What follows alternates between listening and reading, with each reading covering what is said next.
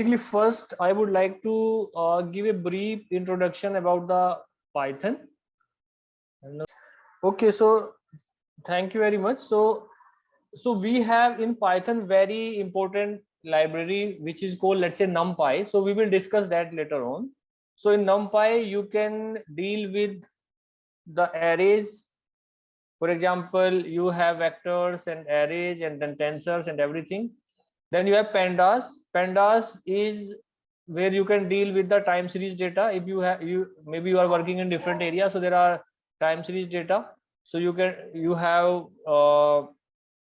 data frames also in pandas. So for example, when you put your data in some rows and column format in Excel, so this look like you can read that as a data frame in pandas, and then you can use it.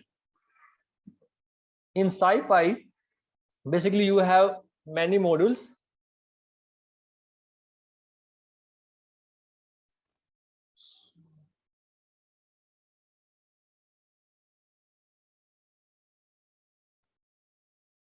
Okay.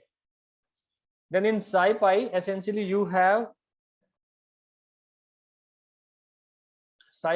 all the linear algebra, integration, interpolation, special functions, fast Fourier transform. So just I'm giving an overview. So we will come to these modules later, that how to use them. And then matplotlib, that is a plotting library. You can have 2D, 3D and other plots in matplotlib. And then if you are interested in machine learning tools later on, then sklearn, that is a very rich library where it has many machine learning modules, and you can use various, actually, if you have heard the names, regression, support vector machines, decision tree, everything. It is very rich library, sklearn, with machine learning tools. So just I take some codes from internet where YouTube, actually they are using Python as a programming language for their development. And so they are saying that Python is fast enough for our website, our site, and allow us to do the work in record time. So this means that, as we said, that whatever you can do in, there are some chats. Let me see. People are saying both use Hindi and English, so it is very difficult actually to do both the language. Okay.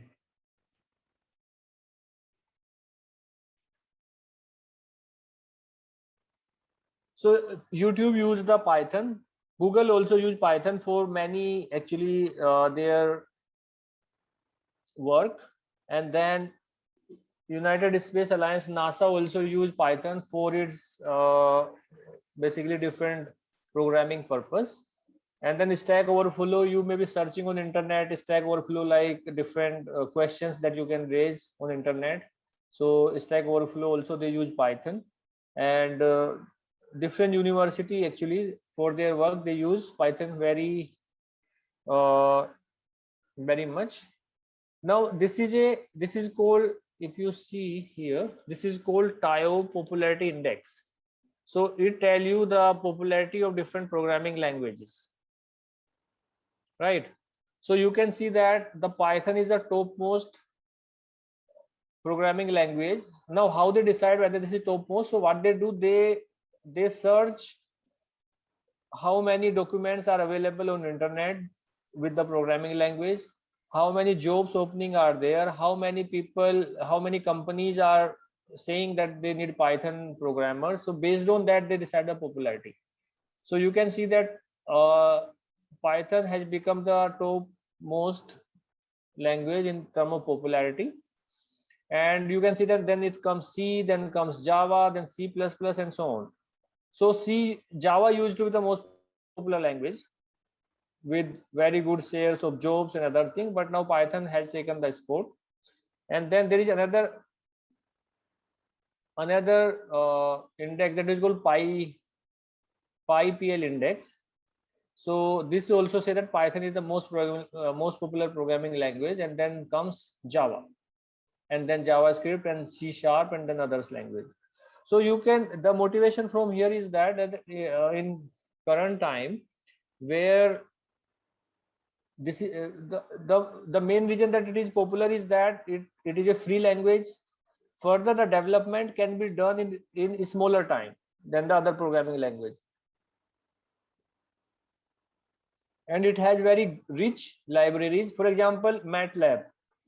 Let's say MATLAB is very costly, but it has very good inbuilt library where you can use directly them and you can do your work. In Python, this is a free and it has very good libraries. C, generally you have some libraries, but yeah, you need more time to write the code, since you have to write in terms of this is a compiled language, so you take more time to write the codes actually. And so now how to run the Python. So essentially, I'm not sure if you are using you are using your computer. What you can do, you can practice with me. So I'll share my screen and then I'll do some small codes for you. Since if I just keep telling you, you will not be able to learn. But if I write the codes and then you can basically practice yourself little bit side by side. So if you have computer and the mobile phone, you can open one thing in mobile phone and then you can use your computer for writing the code. So basically, Python programs are executed by an interpreter.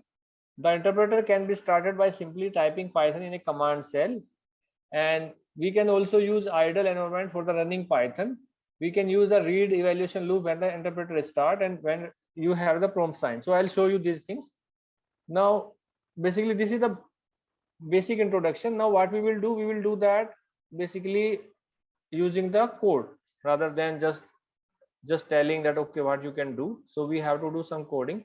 So generally I use Anaconda. So Anaconda is freely available.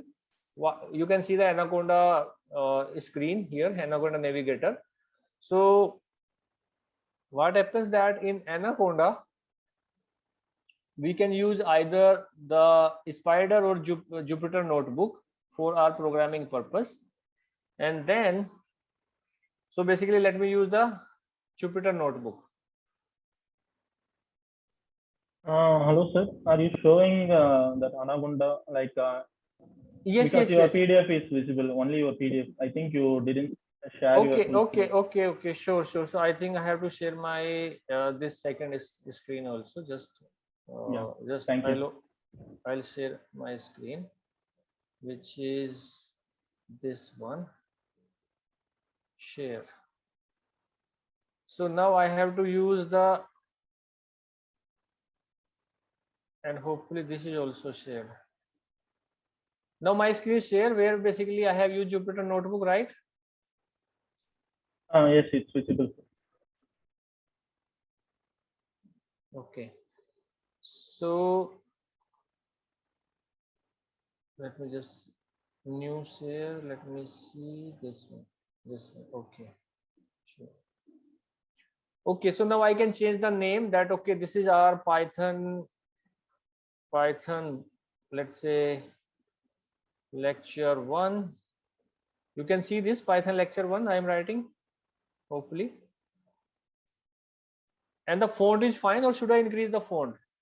This I can increase it little bit so that it become more visible. Okay, so now what you can do here, so you can see this input in something. Can you see it, input in? Right, they have raised hands. Yes, we can see. You can see. Okay, good. Now what you have to do, you can use this as a calculator. So this is since this is our first lecture, so we can start from very beginning. You can say that okay, I want to calculate 2 plus 2 only, and then what you have to do, you have to do shift enter to get the output. So this is the output. You can do whatever operation you want to do without anything like multiplication. You can, then this is the first, you can use this as a calculator. Now if I want to calculate exponential something, so it is giving me error. So why it is giving me error? Since exponential, it is not understanding what is exponential to. So now what we have to do, first thing, we have to import the math library. This is the simple command, import math. So import math, we'll import whatever functions are available inside this math library. And then what you have to do, you can use math, and then generally for a function, for a module, and then a function inside the module, we use the dot function, and then you say that exponential. So this means this function exp is inside the math, maybe module, math class, and then you have to use this. So this is saying that you can use math.exp2, and then this is the value, exponential 2 e to the power 2. Similarly, you can calculate math.sine, and then you can write 2. So this is the value sine 2, and 2 is obviously not in, this is in radians. And then what you have to do is, this is one way, or alternatively you can do from math import, let's say sine cos exp. So what I am doing in this, I am importing only sine, cos and exp function from the math module, and then I can use these functions freely without using the now math dot command. I can write sine 2, it will give me the output. It can use cos 5, it will give me the output. Everything will happen. But if I use here 10, since I have not imported this function, it will give an error again, since I have not imported this, right? So one shortcut that people use is that they say that from math import everything, and then this is a thing, you import star. So this means that whatever is available in math module, you are importing everything for your working purpose, and then you can use any function. Now you can use 10, whatever you want to use. You can use, let's say, sine hyperbolic function 5. You can use this, whatever function is available in math. Now by using the from math import star, you can do all the calculation. Okay, hope you understand this purpose, this thing.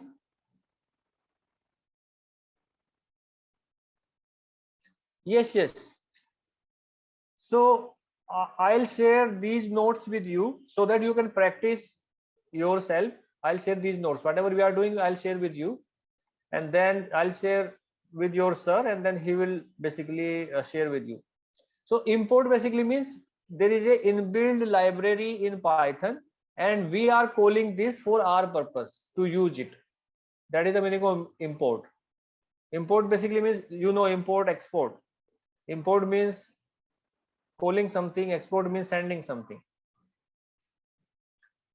So this is import math library. And now in Python, essentially you can define the variables. So whatever we are using this 3, 5, these numbers, we can basically use them in form of variables. So let's say Python, you can say I just call this variables, and Python variables. So let's say I say x is equal to 4.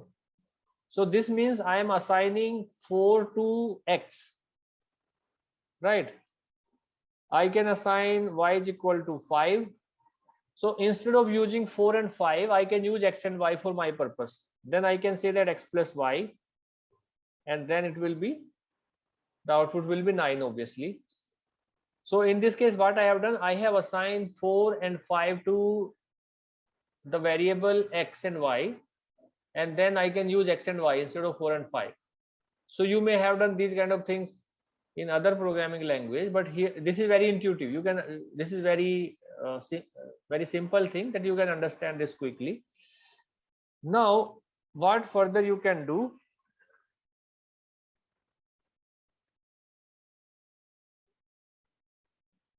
okay, let me see the question. People are asking some questions. Not sure. Okay, not sure.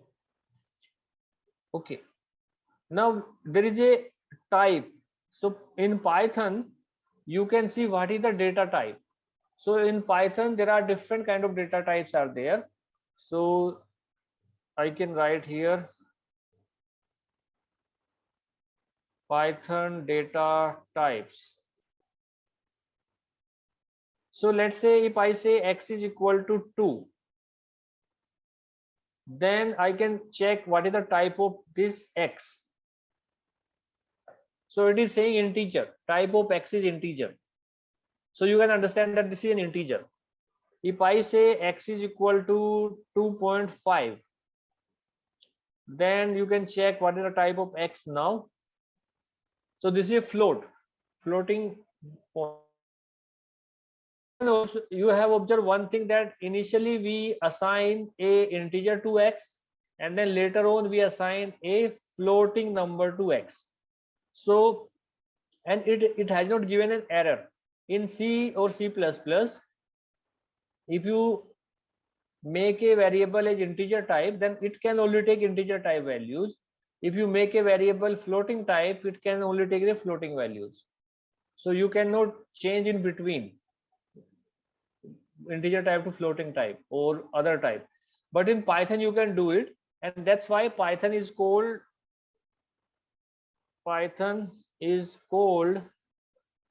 a dynamically typed programming language.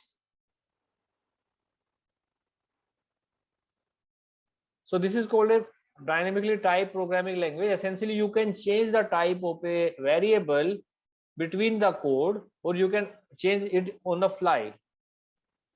You can change the variable type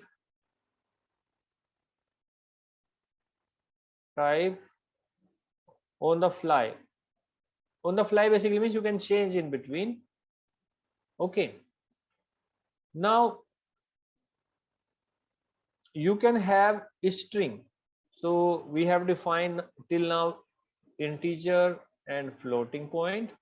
You can have, there is another data type that is called a string. So strings are, like for example, your name can be put as a string. So I say that whatever you put, you can assign also, let's say my name Arun. So this is whatever you assign in double quotes in Python, that become a string. So a string basically you can say that you assign something in double quotes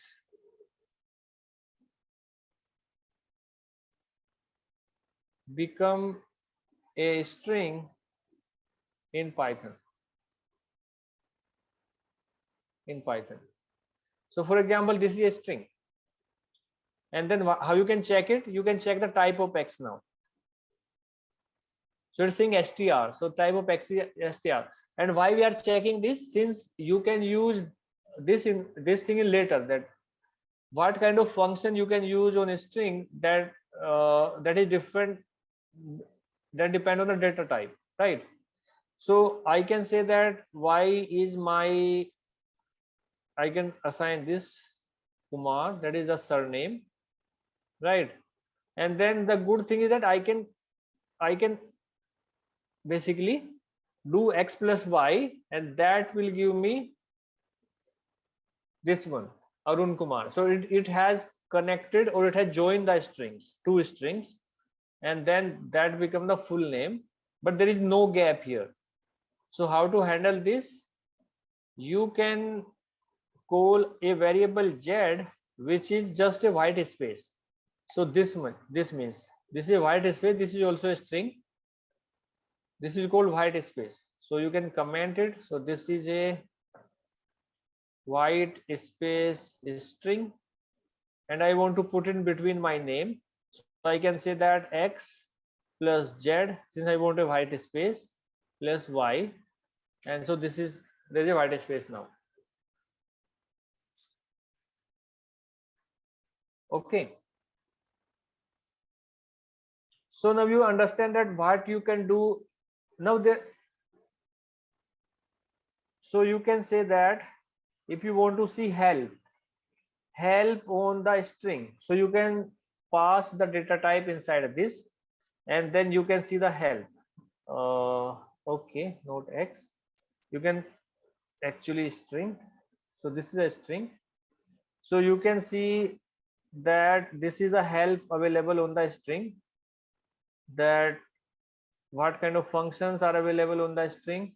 We will discuss like what is the meaning of function, but initially you can understand that you can get a help by just typing help, and then you can supply the data type inside. Like if you want to see a help on a string, you want to see a help on, let's say, integer, you want to see a help on float or other data type.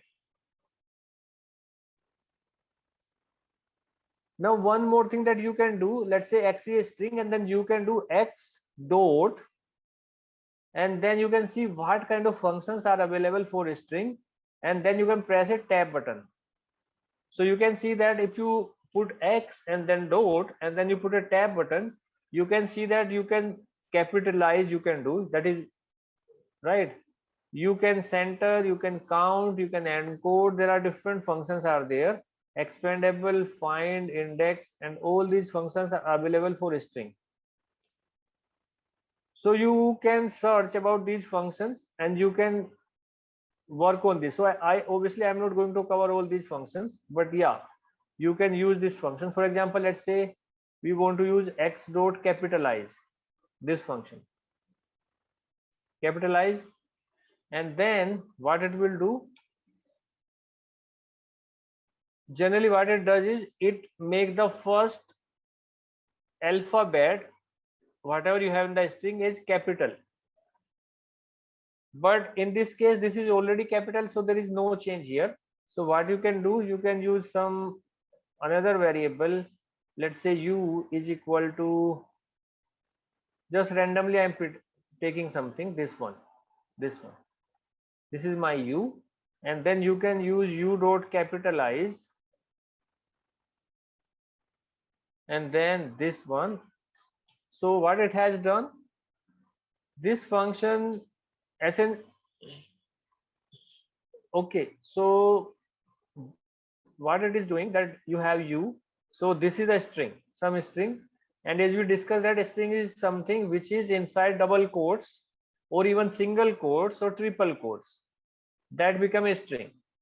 And then what you do, you have used the function capitalize, so it will make the first alphabet as capital letter, that this function does only this thing.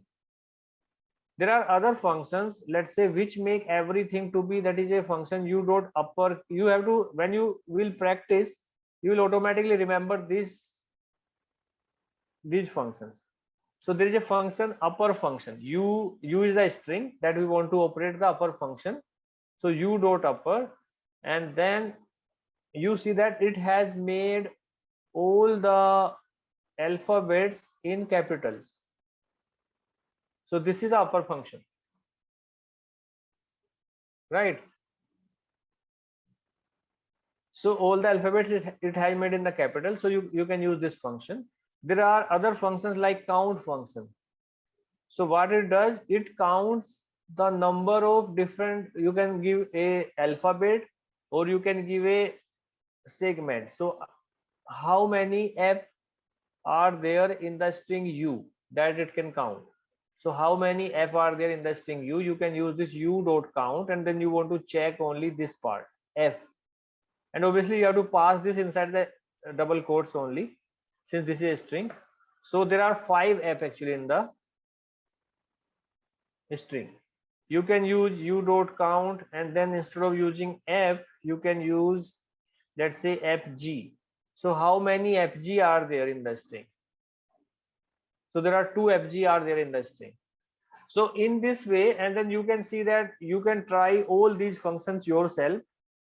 So you have how to find the function u, this is the, let's say, a data type which is a string, and then you put a dot, and then you put the tab button on your computer. So automatically this is a shortcut, and it shows that which functions are available for you on the string, and then you can use these functions. These are the different functions that you can use: upper, split, and index, partition, lower, and other thing. All these things you can use. So obviously we are not going to spend much time on this, so you have to practice that how to basically use different functions for the available on the string, right? We move to another data type, that is essentially, that is called list. Actually, list in Python. So this is another data type. So let's say whatever you put inside the big brackets, separated, you can separate by them commas. We have already told you 1 2 3 are integers. We have already discussed these things. You can put the floats also inside here. You can also put the strings inside this here, like this. So whatever you have put integers, floats and string inside open inside big brackets. So this is a collection of integers, floats and strings. So if you have a collection of data types which is put inside the big brackets, that become a list, actually list. So you can see the type of this. We already discussed that how to see the type. So you have to see type of X, and then it is saying that this is a list. X is a list now.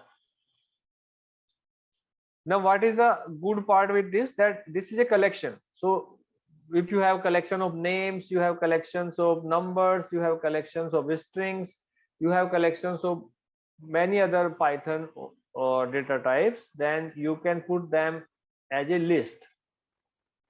Okay, a list is essentially categorized by the elements and their index. Index is something which is, let's say the first element in the list has the index 0, the second element in the list has the index 1, the third element has the in the list has the index 2. So essentially the index start from 0 and then it go in the increasing order 0 1 2 and so on. And what is the purpose of that index? So for example, if I want to see the first element from the list, then I can put this X, then I put the brackets here, and then I put the index 0. So this gives me the 1, since in the list X at the index 0 the value is 1. Similarly, I can do it 2, I can get it, and so on. So this way I can get the numbers from the list. Alternatively, what I can do, I can also get the number, let's say 0 to 2 in this way. I put a 0 here and then I put a colon and then I put a 2. So this means I want a number from index 0 to 2, but just there is a small caution here that it only give you 0 and 1 index. So essentially if you count here, so this becomes 0 1 2, 0 to 2. Index 0 to 2 means 0 1 2, but it doesn't give the final one, it only gives the 0 and 1. The final it doesn't give, so it will give the first 2 elements of the list, right? If you give here, let's say 0 to 3, so this means that this is index 0, index 1, index 2, but it will not give the third element, sorry, the element with the index 3. It will only give 0 1 2. So this means there are 1 2 3 elements in the list, the first 3 elements, and that it is giving 1 2 3, this one here. So in this way you can do the selection of elements in the list, right? Then, as we told earlier, that you can see different functions available in the list by doing X dot tab. So for example, you say that append, clear, copy, count, index, insert, pop, remove, all these functions are available with the list. So for example, let's say we use the append function. So what append function do? Append, so it will add a new element.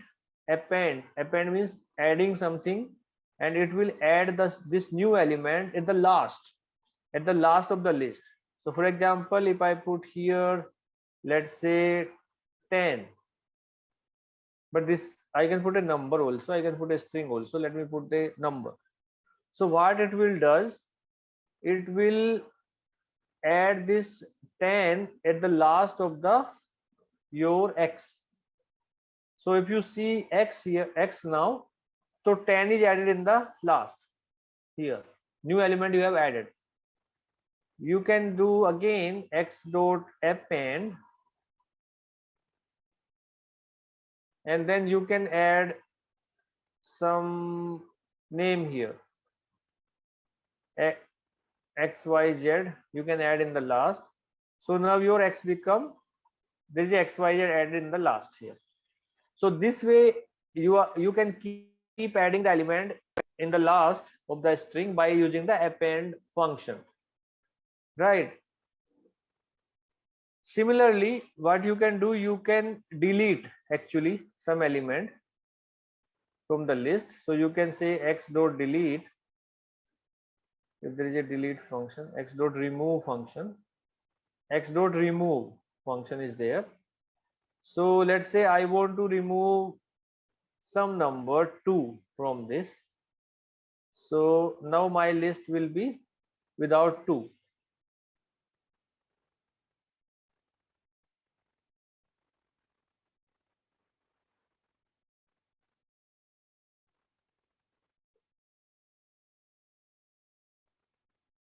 Okay, so in this way you can do.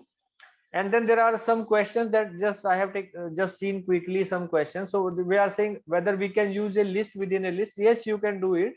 So you can, let's say we append a list in the last. So this means we are using x dot append function, and then we are passing a list to, this is a list again. So this list will be added again in the last of this existing list. So now your x become, so there is a list here itself. Now you see in the last there is a list here. So you can use list within list. There is no issue in this. You can do that. And as we told that, okay, so you can see the index of an element by using the index function. So for example, you can use index, and I want to see the index of this 4.5, this number. So I can say that, okay, tell me the index of this number 4.5. So basically this means the first element 1 has the index 0, 3 has the index 1, 2.5 has the index 2, and 4.5 has the index 3. So it will give the 3 essentially. So this is the index of the element 4.5. So index start just counting the numbers, but we start with 0, the position of the numbers, but start with 0, 0, 1, 2, and so on, not 1, 2, 3, 4, 5. That is the only difference that you have to see. So I hope that now you can basically use list in your work. And just what, as we told, that if you pass something inside the big brackets, so that become a list. Okay, now next object that we want to discuss is, we call that tuple in Python. So you can say that if you pass something inside the small brackets, and then you can also pass here this one, so this become a tuple, and you can see the type of data here. Then this is a tuple, type of x is a tuple. Now you will see that, okay, this is also a collection of elements of different Python types. For example, you can have inside this, again, you can have inside this list, you can have objects, you can have integers, you can have floats, you can have strings, and many other things. You can have matrix inside this, you can have arrays, you can have many things. Now you will say that, okay, what is the then difference between tuple,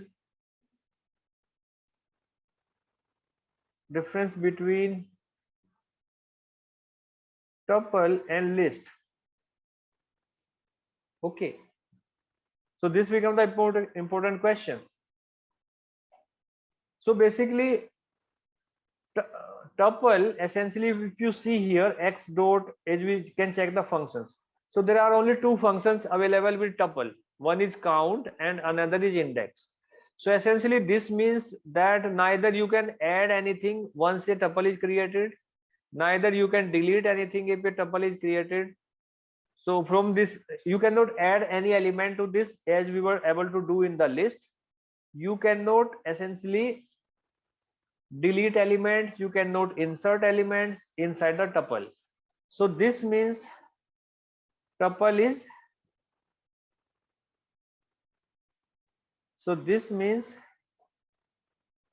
tuple is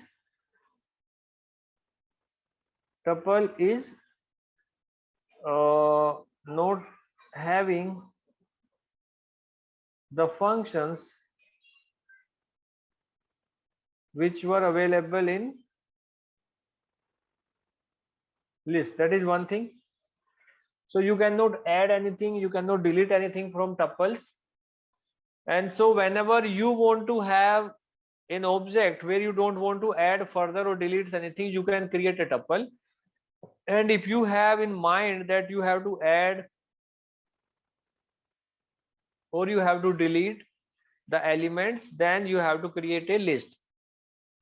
And there is an advantage from the memory management side also. So Python automatically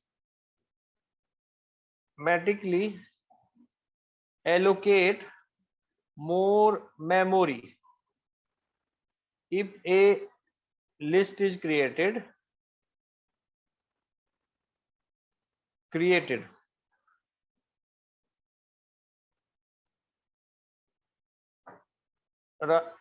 Then the if a tuple is created, just if a tuple is created. So essentially Python assigns automatically more memory to list.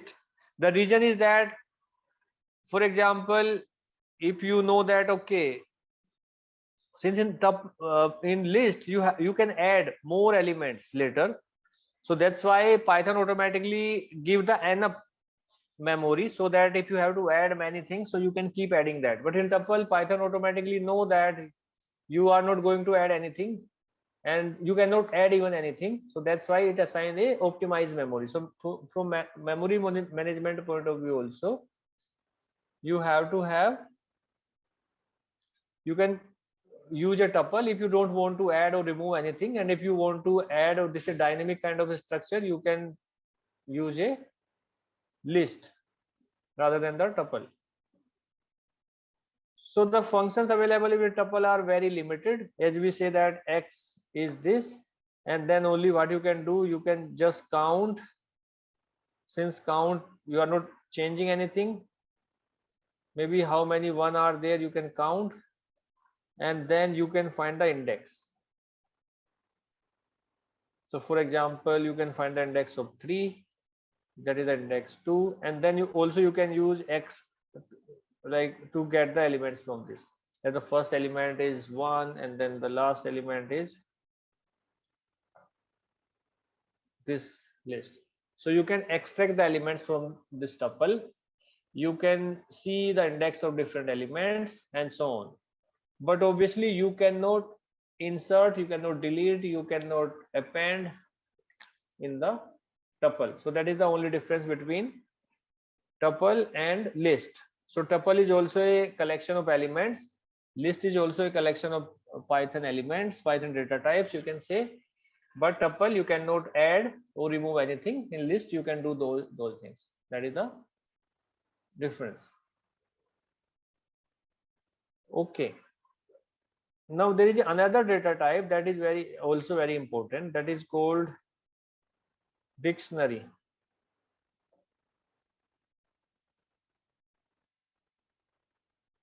Dictionary in Python. So generally, how a dictionary is created? Dictionary, you have, as you know, a key and a value. So first thing that we can say, just I am writing some name. So key 1, or you can say this is the key 1, and then you have a value, let's say 1. Then you have this key 1 and the value. This is a one combination. You have the key, which is, let's say we have put a list, and then you have essentially a colon and then the value. So this is called key and this is called the value. Then again we have to repeat this. I can say key 2 and the value, some value. I have a key 3 and then value. It could be a value, could be a list also, as we have discussed already the list. I have a key 4 and then I have a value, maybe a tuple 4, 5, 6. I have a key 5 and then may I have the value, could be list, is string, this is string. So this is why, and then if you see the type of X, that is a dictionary. Dict, it is saying short form dict. Now as you understand that the key should be unique, so you cannot repeat the key. So one thing that in dictionary, the keys are unique. So this means what? You can't have common keys. So this means they are distinct elements. So you cannot have, let's say, key one element and then another thing. For example, if I try to define a key dictionary in this way, let's say I use k1 as my key and then I use 1 as the element and then k1 again the key and some element 2, then it will give an error. It will say that okay, you cannot use the same key. It is k1 2 type of type of y dict. I'm not sure why this is. Actually there is a k1. Okay, so maybe they have allowed, actually here what it is doing, it is discarding the first one, it is only storing the last one. So they have actually allowed here, they keep changing actually the setup. So they are saying that if you have assigned a key 1 value and then you again assign another value, so this means it will discard the first one, it will take only the second one. So this means it is discarding this value. That is the main thing here. Okay, so it is discarding, that is the thing. Now you can see that X, so key 1 value 1, key 2 value 5 and then so on. So how you can call a value? You again call like earlier case, so you give the key 1 here and then you will receive the value. You have X and then you pass the key, then you can get the value X. You have key 2, then you get the value and so on. So you understand that you have a dictionary and then in dictionary you have the keys that you can decide yourself and then you can have the value. So for example, we can make a dictionary that is with the student data And then what we can do, you can say that I have a student data kind of variable which is a dictionary, and then what I do, I take the student roll number. So student roll number may be, let's say 2022, the branch, let's say be computer science branch, and the roll number 1. This is the key. And then what is the information inside this? The student name is, let's say, Ram. Student age could be there. Student, let's say, age could be there, or date of birth could be there. I can put here 20 March 1999, and then you can have student branch. So this could be computer science and engineering. So this, if I have this key, which is a unique, generally unique number in the class, so and then you have a unique number, and then you have the data. You can put any data inside, name, date of birth, and then maybe phone number and whatever. You can put anything, and then you can have another student. So this is the detail of the one student. Then you put a comma, you have another key, that is the CS2, maybe this roll number, and then you can have the all the information again here. So I can make it like this. So you have Raju, then you have maybe this may be same or different, doesn't matter, the data may be repeating. So in this way I have a student data, and then I can pass again, as we discussed, that you can pass the roll number 2022 CS1, and then you have all the detail, name, date of birth, and then branch, and whatever information you want to put, you can put here. So this is a dictionary. So far we have discussed about let me just write here. We have about the data type int, we have discussed about data type floats, we have discussed about strings, we have discussed about list, we have discussed about tuples, we have discussed about dictionary. And if you want to call them in terms of short form, then you can, this is called str, this is called list, this will called tuple, and this is called dict. So we have discussed these Python data types, and these data types are, you can say, sometime more than enough to do your work. If you know int, float, and also there is a data type Boolean type also, where you have true, false kind of thing. And then these data types are, I think, sometime more than enough to do your work in Python. So now what we have covered that you can use Python as a calculator, simple operation you can try yourself. Then we have covered how to call math functions. For example, you use exponential function, you use sine function, you use cos functions. So those are available in math. Math is a library, that is a inbuilt library, and you can call those functions from there. Then you have data types, where you have discussed int, float, string, and so on. So these are important data types that you can use. And then there are functions defined on these data types which you can use, and then all those things comes with the practice. Next thing that we want to do is we want to explore the one very important library, which that is called matplotlib. So what is this library? So this is a plotting library where you can plot different functions in 2D, two-dimensional and three-dimensional.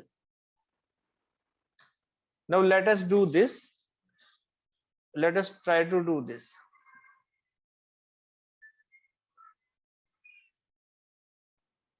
Okay, so how you do plotting? So first thing that you have to call the library. So generally what we call, we do import, we have to call this library. Since generally Python so when you call something from the in Python environment, what happened that some of your, let's say, computer memory go in doing that. And so that's why Python doesn't call all the library all together without any purpose if they are not in use. So it call only whenever you want to use them. Otherwise it unnecessarily comes in Python environment, and it is like you are doing something and there are functions in your mind. If you don't want to use something, you don't call those things, you don't recall those things. If you want to use those things, since it unnecessarily create disturbance in the, let's say, Python environment, so that's why it doesn't call. You have to call those things. So we call import matplotlib. So this is a library which is used for plotting purpose. That's why we have to, every time you have to write it, you have to call it when you want to use it. And then for a short form, as we discussed, we can call this as plt. Generally this is a standard practice, import matplotlib. And then also there is a function that we want to call, particularly pyplot, and we call this in a short form as plt. Since we can use plt instead of using matplotlib.pyplot every time, plt become our short form, and then we can use it. Okay, now you know that how you do plotting generally on the paper. So whenever, if let's say I say you that you plot y is equal to x square. So let's say somebody give you this task, very simple task, y is equal to plot y is equal to x square on pen and by using pen and paper. So how do you do it? You first you take data on x-axis, like maybe these numbers, and then what you do, you also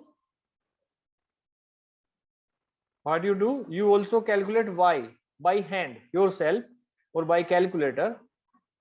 And then you say that, okay, this number is 1, the corresponding number is 4, then another number is 9, another number is 25, another number is 36. So now you have both x and y in your hand.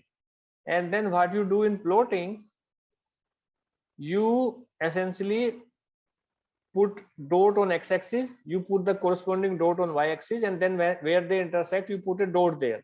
That become the coordinate of, let's say, 1 1, the first point. And then you have the second point 2 4, and then third point 3 9 in xy plane. And then what you do, you put a line between them, or between them, to make that as a curve, right? So same thing we can do here. So plt, there's a function that we can do, plt.plot, and then you have to write here x and y. X is on x-axis, y is on y-axis, and then it do the plotting part for you. What is there? Just system and plot lib matplotlib.pyplot as plt.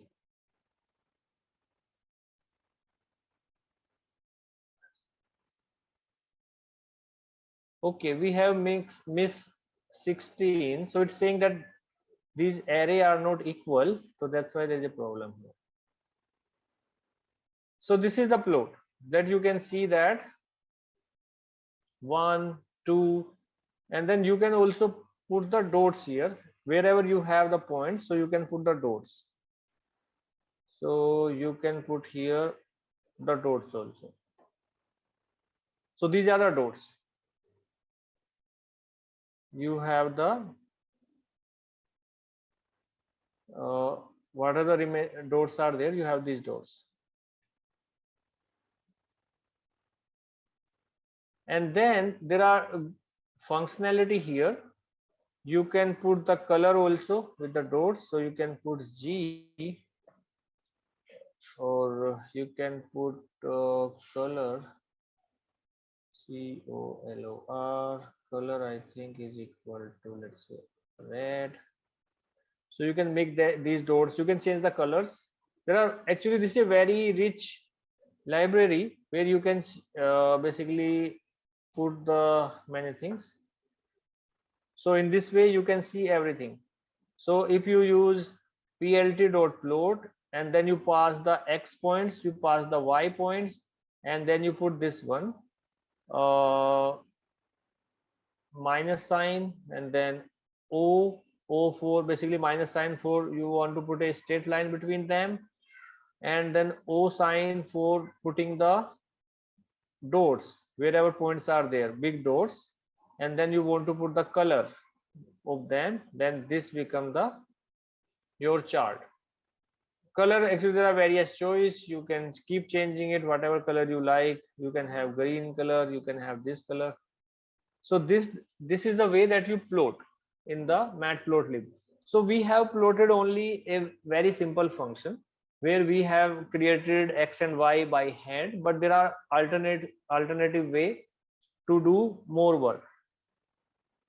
Then in this function you can say, you can add the labels also. Plt dot x label. So this means whatever you want to put on x-axis. Maybe you have made charts in high school. So in high school, whenever you made a chart, you put these points, you put a line between them, and then you write also on the x-axis. Let's say on x-axis I write x-axis. I want to write this x-axis. On the x-axis I want to write this. This is in my hand. And then y label, whatever I want to put, I can write this. I can write, since now you remember that we are using these things in string, since these are not number, and then many things on the labels go in string only. So y-axis, so that's why this string become important, that how you study the string. And then you can press, so you can see that what we get here x-axis here, and then here we get the y-axis. You can also maybe call plt dot, and then you can see what functions are available with you. So you can have annotate, arrow, all these functions you can try, but many of them generally people don't use very often. But yeah, some functions are very important here. You can see these functions you can use here in plt. There are many functions actually. Even I have not tried all these functions. I have tried maybe part of these only, since there are so many things you can do. So we want to see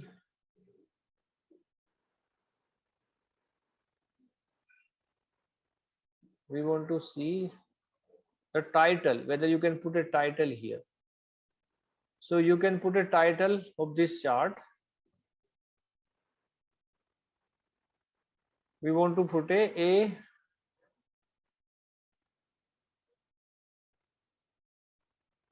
you can say a square function. This is the title we want to put.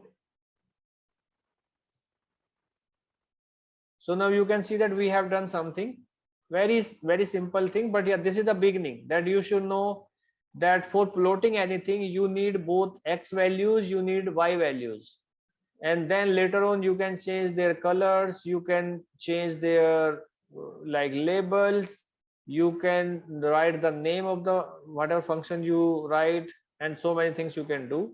And even if you want to do here the grids, you can do the grids inside this. So you keep adding, there are many functionality available. Grid is equal to, I think we have to write true something. Grid.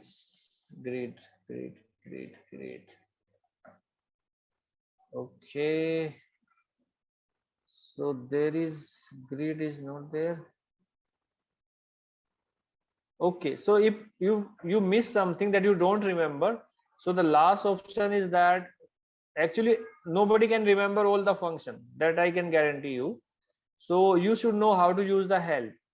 So you have to use the help with plt.plot, and then you see here, you see what you can do and what functions are available to you. So you can see here in the help, and how to put a grid. I want to put lines, actually grids in this. So just I'm searching in that way.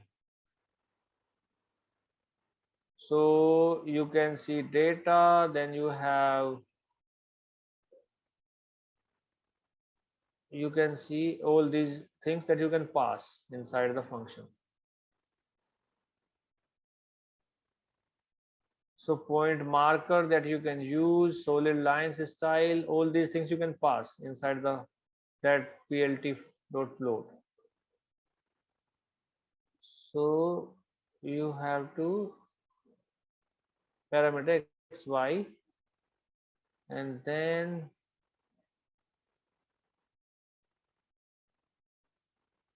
actually you have to see the complete documentation to get other thing. So here this is the short help, where you may not have all the functions available, all the things available, but only the important one. Okay, so what we can write here, color.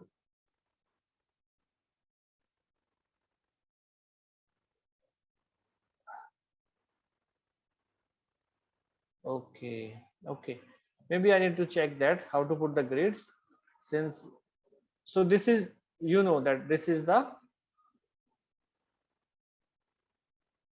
chart. Next chart you can make, for example, let's say I have some data. When you will work, since you are learning Python, so you have to deal with the data ultimately. So you may work as a uh, programmer, you can work as a data scientist, you can work as a data analyst, and so on. So what happens that, you know, you may be understanding histogram, so you can plot histogram. So what you have to do, you have to sum data, and then I can say the data is some, let's say some numbers I'm putting, 1, 1.1, 2.1, 1.1, 2, 1, 2, something I have to put actually here to make some data. Actually this I'm making artificial data, 4.4, 5.2, 5.4, and then just some artificial data. Then what you can do, you can plot a histogram of this data. Those who have deal with data in economics, in statistics, or those who you all may be knowing histogram, then here you can do plt.hist. There is a command here, histogram, that is called hist, and then you have to pass the data inside this, and then it should create a histogram. So this is the histogram.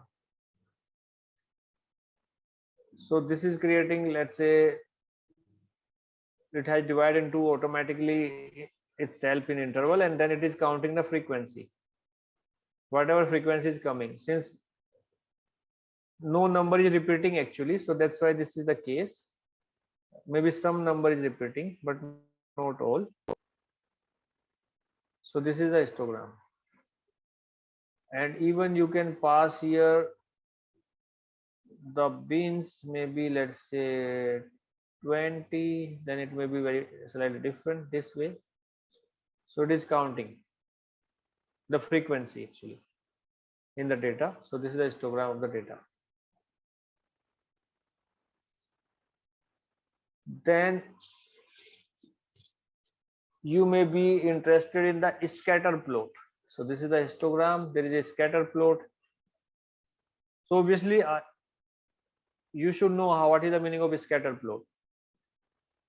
So in a scatter plot, what you can do, you have to supply the x, as we are saying, 1, 2, 3, 4, 5, 6, let's say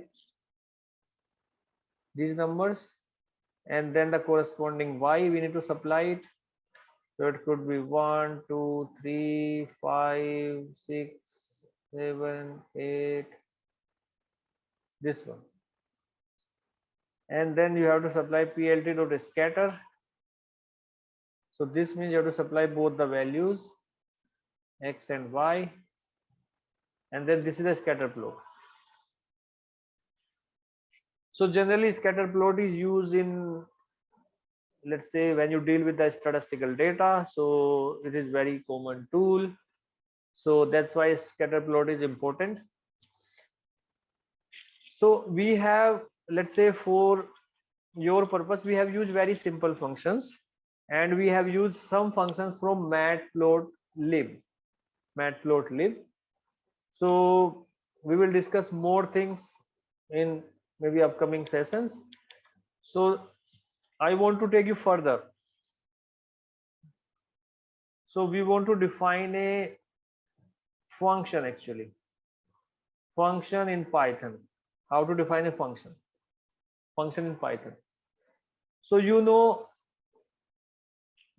let's say, what is the meaning of function? So those who have done a course in mathematics, so they know that a function takes a input and gives you an output. So that is the function. It takes some input, give you the output. That is a function. So how you define a function in Python? So let's say the way you define is that there is a, you have to first def, that is all a definition. So definition of the function. So it has a short form def. So once you write def, Python automatically understand that you want to define a function. And then I call this is the name of the function. This is my, whatever name you want to give, you can give. My first function in Python. Let's say this is the name. The name, whatever you want to give, you can give. And then it needs certain arguments. So I can say that x, y. These are the arguments. And then you have to put a colon here. This is the way that you have to do it. You cannot change it. You have the first def that say that Python understand that you want to create a function. Second thing is that the function name, that you can give whatever name you want. You can give the name. And then you have to give some arguments where that will become your input. And then you have to define inside whatever you want to give. Z is equal to, let's say, this function do only this part, x plus y. So this function is nothing but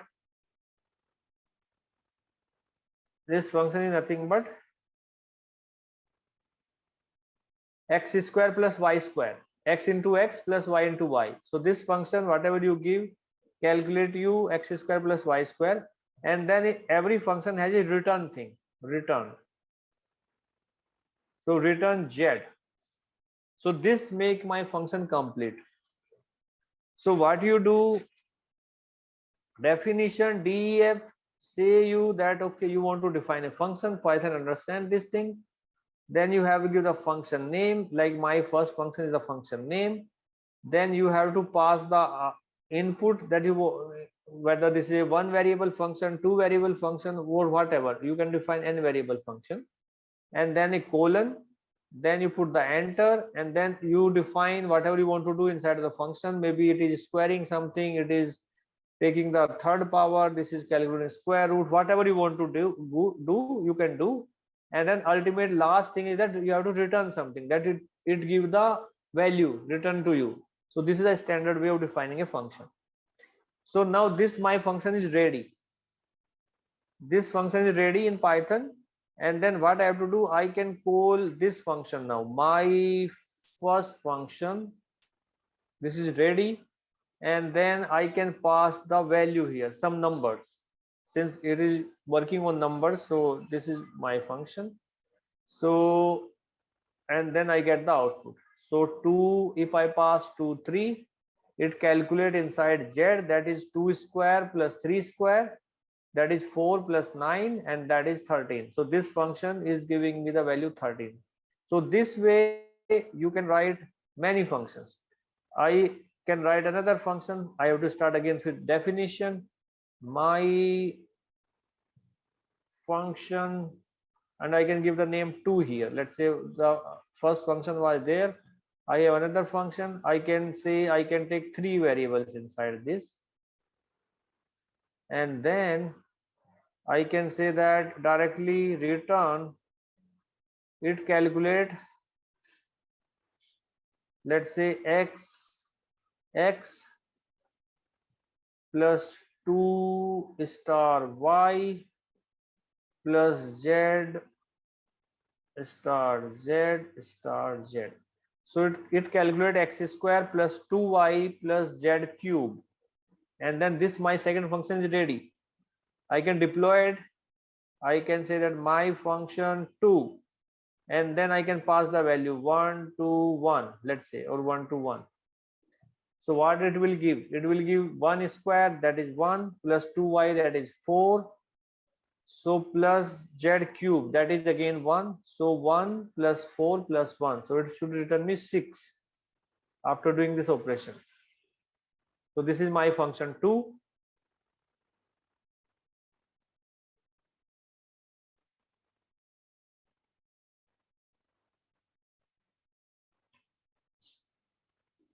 Okay. So this is my function. Actually, there are so many questions that are coming, and it is very difficult to look on all the questions. But what you can do ultimately, that once we share with you all these slides, you can practice them, and then if you find a difficulty, you can obviously maybe ask in next session. I'll help you. My function 2, you can define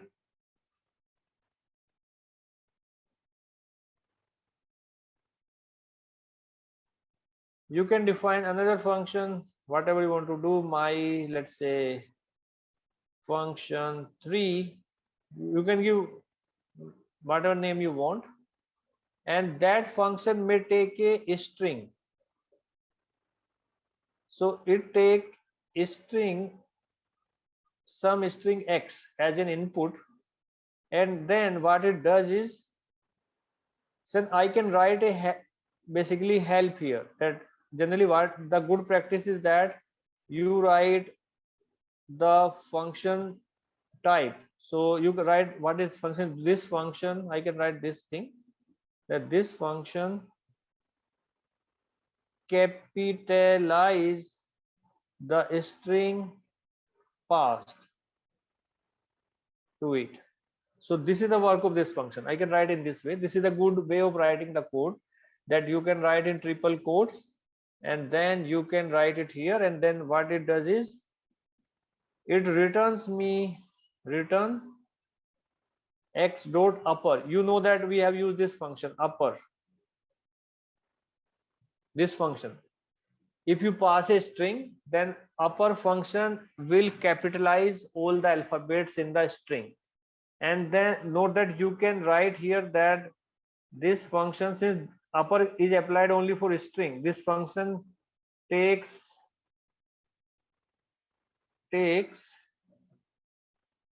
input as strings only. If you pass other thing, it will give an error, since this upper is applicable only for the strings. So this function is also ready. So my function, you can call, I want to use this function, and then what I go inside, and then I can pass some random string inside this, that is the input, and then this function will give me the output. So it has capitalized the whatever I have passed inside. But if I do a mistake, let's say I say that this function will not do everything that you want to do, and let's say I pass, instead of passing a string, I pass a list inside this, then it will give me an error. It will give me the error that it take input as a string only, right? So you cannot pass like a list inside this. That is one thing. And also the Python has a good part that you can use this function.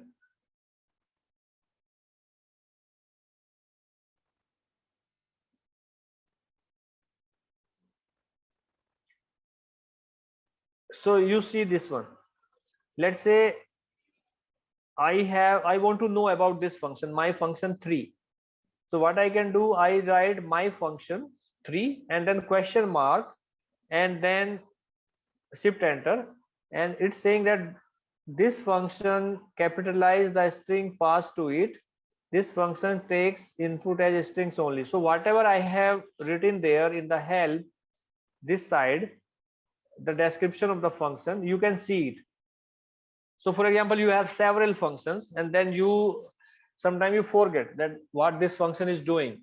So that's why at that time itself you have to write the description of the function.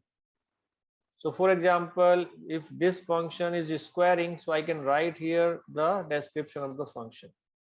So this way I can write this function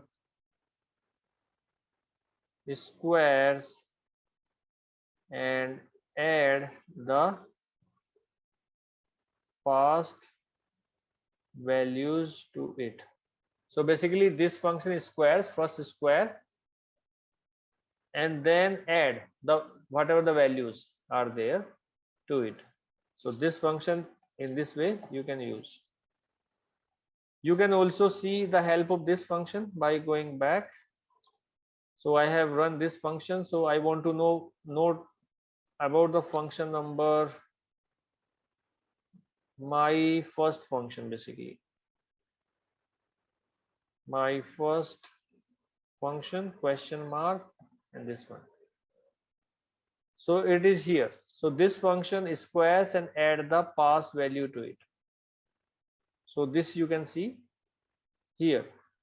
So that's why this become very important. Whenever you write a function, you write the description of the function, that what it does, what kind of input it takes, and what basically output it give to you. So generally people write these three things. So I can write here